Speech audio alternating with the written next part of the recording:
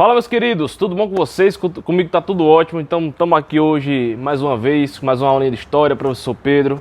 E hoje estamos aqui num ambiente um pouco diferente, para variar um pouco, né? Quebrar um pouco a rotina.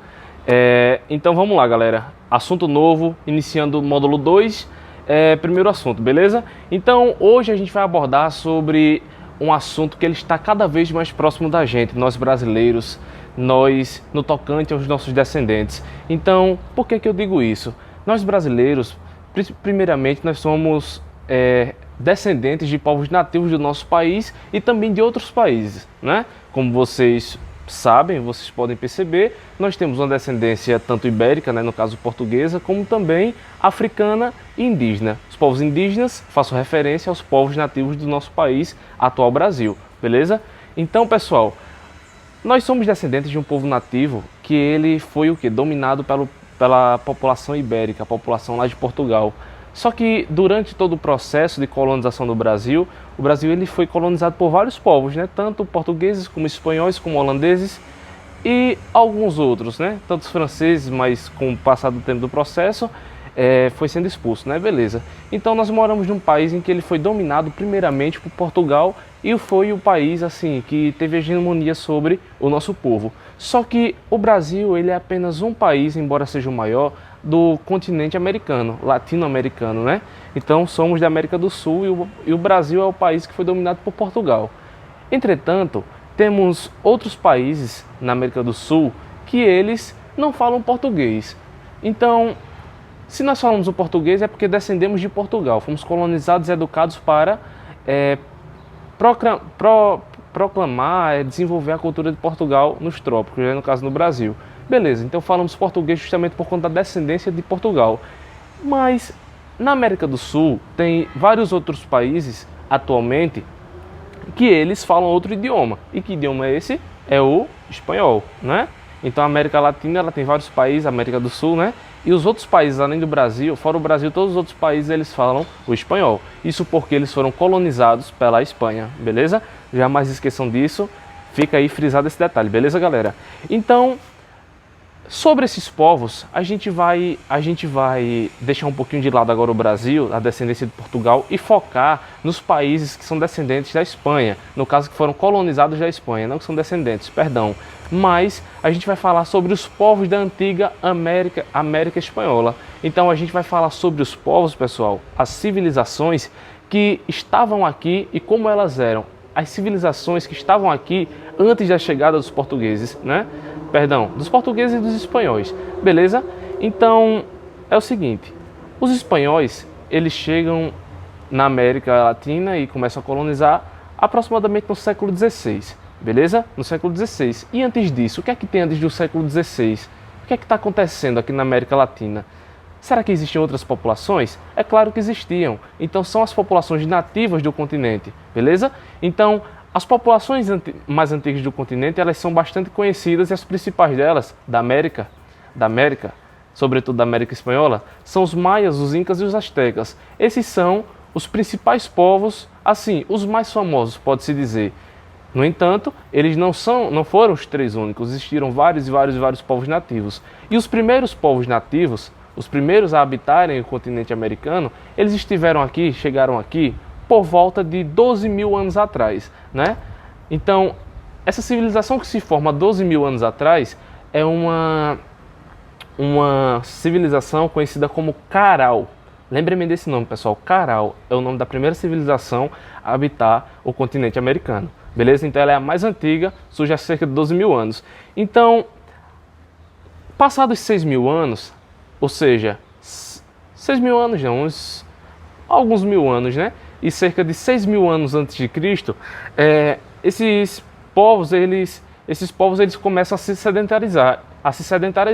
E como a gente viu na sala de aula e também aqui nas videoaulas, a gente viu que a sedentarização ela ocorre justamente porque os povos eles passam a praticar agricultura, pecuária, domesticação de animais e passam a ficar restritos a um determinado local, beleza?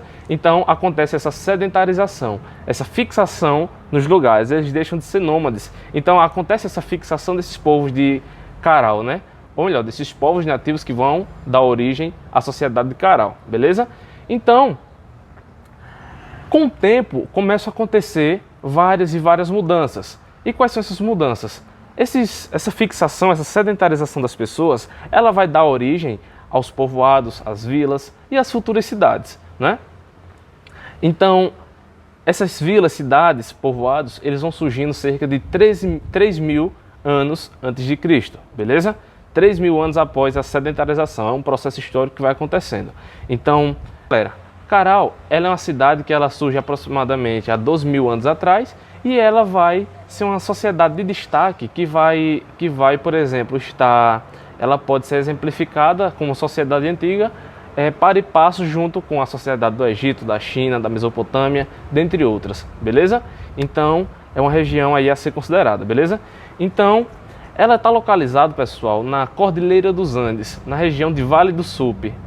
Vale do Supe. Então, essa sociedade de Caral, ela durou cerca de 1.000 anos nessa região. Ela chegou, se estabeleceu, se desenvolveu e o Império de Caral, por quê?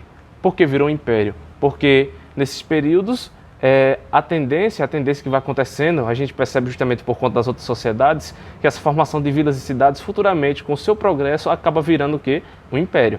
Então o Império de Caral ele se desenvolve e ele passa a perdurar justamente aí por uns 1.000 anos, né?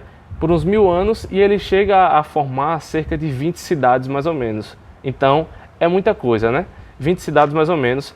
E duas delas eram à margem do Pacífico, as cidades de Áspero e Vichama, beleza? Então, essa cidade ela estava situada também parte na margem do Pacífico e outra parte na Cordilheira dos Andes. É aí que vão surgir os primeiros povos conhecidos como povos andinos. Povos andinos, os povos que vivem na Cordilheira dos Andes. Cordilheira é o que? A cadeia de montanha que está na região dos Andes, né? Aqui na América do Sul, beleza? Então, a sociedade de Caral, ela vai ser também dividida, como costumeiramente acontece nas várias sociedades que vão surgindo. Ela não é uma sociedade totalmente assim, unificada na mesma característica. Ela é dividida em categorias, em partes. E a sociedade de Caral, ela é dividida em duas partes, a parte baixa e a parte alta. A parte baixa é onde ficavam situados, por exemplo, os anfiteatros, as residências e outros tipos de construções. Só que na parte alta estavam situados os principais prédios, as maiores residências, os prédios públicos. E 7 desses prédios públicos, eram conhecidos como pirâmides. Pirâmides que tinham escadas aos seus arredores, para as pessoas poderem subir. E essas pirâmides com escadas, elas têm um intuito, uma função aí religiosa. A função religiosa no sentido de aproximar, por exemplo, as pessoas que lá iam cultuar os seus deuses, elas iam até lá fazer como se fosse uma ponte entre o ser humano e o seu Deus, beleza? Então, Caral é uma sociedade politeísta, uma sociedade politeísta que adora vários deuses, né? Como costumeiramente acontecia nas mais diversas sociedades no passado, justamente nesse tempo em que Caral existiu. Então, pessoal, Caral era uma sociedade, tinha um conjunto de várias cidades que, assim como várias outras cidades de sua época, eram cidades independentes. Ou seja, era um povo que tinha o costume, a prática da pecuária, da agricultura, da pesca. Então, no entanto, cada cidade tinha sua dependência, tinha sua independência, e elas faziam trocas comerciais entre uma cidade e outra, né? Então, eram suficientes e comercializavam entre si. Então, é como eu falei, agricultura, caça e pesca são elementos-chave no desenvolvimento, nas características dessas sociedades aí, beleza? Então, a questão da agricultura foi muito presente, que passou a influenciar várias e várias outras práticas. E quais práticas eram essas? Por exemplo, a prática da agricultura possibilitou o cultivo do algodão colorido, por exemplo. Se tinha muito algodão colorido, muita produção aí desse gênero de produção, significava que maior era a probabilidade de ter um aumento da produção têxtil. Então passou a desenvolver aí a cultura têxtil e várias roupas, tecidos passaram a ser fabricados justamente por conta dessa questão da agricultura aí, pessoal. Então, além da agricultura, tinha várias outras plantas que contribuíam também para a movimentação do comércio nessas cidades. Por exemplo, o junco e outras plantas possibilitavam a fabricação de texto, dentre outros gêneros aí. Então, o idioma lá de Caral era conhecido como Quechua, que é um idioma nativo do país conhecido hoje como Peru. Era o Quechua. Então, esse idioma ele passou a ser difundido não somente no Peru, mas também em outras sociedades, como a sociedade da Bolívia, Colômbia e por aí vai. Então, tiveram o Quechua como idioma nativo, beleza? Então, pessoal, esses povos eram a sociedade ágrafa. E o que é que a gente entende como uma sociedade ágrafa? Vocês lembram que a gente já falou sobre isso? Uma sociedade ágrafa é uma sociedade que não tem um sistema de escrita. Então eles utilizavam um elemento conhecido como quipo, que era um conjunto que era uma peça com vários cordões e que esses cordões, através dele, dava para fazer uma série de códigos, que esse código tinha o sentido de palavras, de números. Cada nó nesses cordões e assim, combinado com cada cor, dava um sistema de símbolos, mas não era um sistema de escrita, então eram povos ágrafos. E eles também tinham a prática dos geóglifos, eles que eram monumentos de pedra que eles só davam para ser vistos lá de uma altura muito grande, que tinha um símbolo religioso para esses povos, beleza? Então a gente falou aí da sociedade de Caral, que é apenas uma das sociedades da antiga América Espanhola. Só que tiveram outras sociedades que a gente vai trabalhar em outras aulas. Então, para finalizar a aula de hoje, eu vou trabalhar agora com vocês somente mais um povo, que é para a gente dar início a esse conteúdo e depois progredir com ele. Então, a população que eu vou falar agora, além da sociedade de Caral, é a sociedade Inca. Não é? Lembra que eu falei para vocês que tem os maias, os incas e os astecas, que eram os principais povos da América Espanhola, da antiga América Espanhola? Beleza, falarei agora do Inca, do povo Inca, beleza? Então, o povo Inca, ele é conhecido como o povo mais famoso da antiga América Espanhola. Então, o povo Inca, ele está situado na Cordilheira dos Andes, aqui na América do Sul, está situado na Cordilheira dos Andes. É uma sociedade conhecida por sua forma de arquitetura, sua forma de habitação, que no alto das montanhas, com construções assim, de muito difícil acesso para quem queria chegar lá. Foi o que facilitou, o que ocasionou o desenvolvimento também dessa sociedade aí, na questão da sua proteção.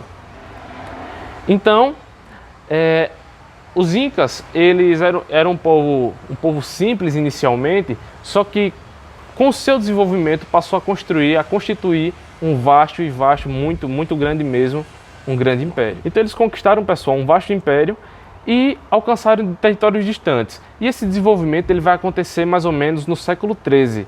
Então, aproximadamente no século XIII. Então, eles são pessoas que vão aperfeiçoar muito a técnica da hidrografia, né? Era um povo que eles se apropriaram muito da técnica da dominação dos rios, na construção de diques e alternativas para a contenção de água, beleza?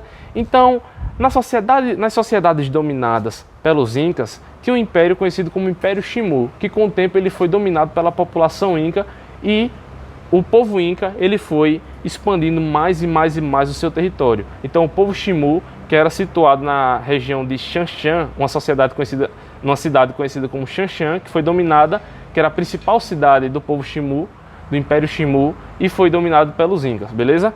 Então, as comunidades